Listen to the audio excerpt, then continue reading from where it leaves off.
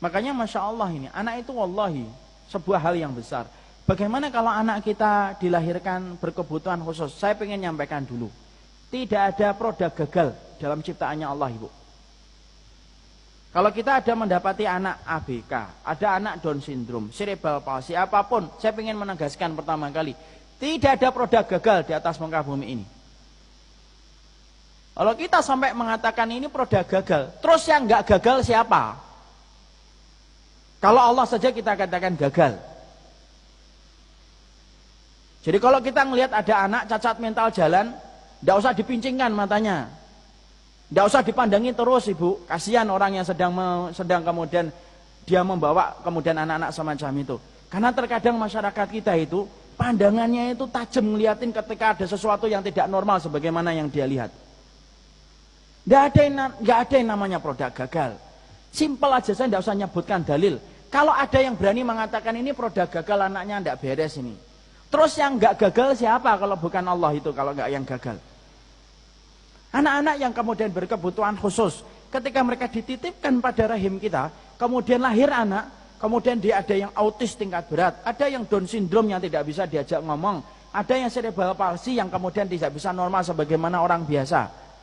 Lihat nanti, hisabnya gimana? Para ulama kemudian menyampaikan hisabnya itu tidak dihisab atas sholat, tidak dihisab atas aurat, tidak dihisab atas puasa. Kenapa mereka nggak dihisab?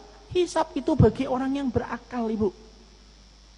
Ibu dihisab, saya dihisab, istri saya dihisab, bapak saya dihisab. Tapi kalau kemudian kita punya keturunan, kita dapatkan titipan dari Allah, maka sesungguhnya itu tidak dihisab. Kalau kemudian dia berkebutuhan khusus. Anak-anak yang semacam itu nanti kemudian pada waktu hari kiamat ketika dikumpulkan di kampung akhiratnya, maka mereka tidak ditanya sholat, mereka tidak ditanya puasa, mereka cuma ditanya simpel, atarifuni, kamu kenal saya enggak? Kata Allah, kami kenal engkau ya Allah, dimasukkan oleh Allah ke surga. Kenapa? Allah ganti penderitaan mereka di dunia cash dengan kenikmatan di akhirat. Kita tertancap duri aja dibalas oleh Allah dengan kebaikan kok kalau kita sabar, Ibu. Coba lihat anak-anak yang kemudian mereka autis, mereka kalau bisa milih pun nggak akan mau jadi kayak gitu. Kalau mereka bisa milih. Orang yang kemudian cerebral palsy, Down syndrome, kalau Ibu sekali-kali ngeliat hari autis, saya kemarin sempat menghadirin hari autis itu di salah satu hotel di Jakarta. Kalau kemudian kita ngeliat mereka juga nggak mau sebenarnya. Tapi itulah ketetapan takdir yang Allah ciptakan dalam kehidupan manusia, dan Allah itu selalu terbaik dalam setiap takdir yang Allah berikan kepada kita. Makanya kalau ada anak yang semacam itu tidak usah malu, tidak usah sungkan. Allah titipkan sama ibu karena Allah tahu ibu mampu untuk merawat mereka. Allah tidak pernah salah kok ketika memilih tempat, dan Allah tidak pernah salah milih orang. Makanya inilah yang menjadikan akhirnya kita paham itu anak-anak. Jadi sebagian orang itu mengatakan ada anak-anak itu yang mereka itu dilahirkan dalam kondisi semacam itu. Bukan karena tidak sempurna, sempurna.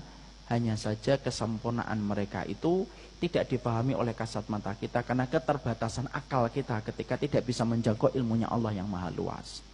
Nah disitulah kita paham. Apapun itu terlepas perbedaan para ulama. Apakah anak kita yang meninggal sebelum balik itu nanti menjadi pelayan surga ataukah tidak? Itu tidak usah kita ributkan. Yang terpenting adalah bagaimana kita memastikan kalau kita mendapatkan titipan ujian anak kita meninggal sebelum balik, kita paham di balik ujian itu ketika kita ikhlas, Allah bangunkan kepada kita sebuah rumah di surga yang disebut oleh Allah dengan Baitul Hamdi, rumah pujian. Dan rumah itu tidak bisa dicapai dengan sholat, puasa, dan zakat. Tempat itu hanya bisa dicapai dengan kita mendapatkan ujian kematian anak dan kita bersabar.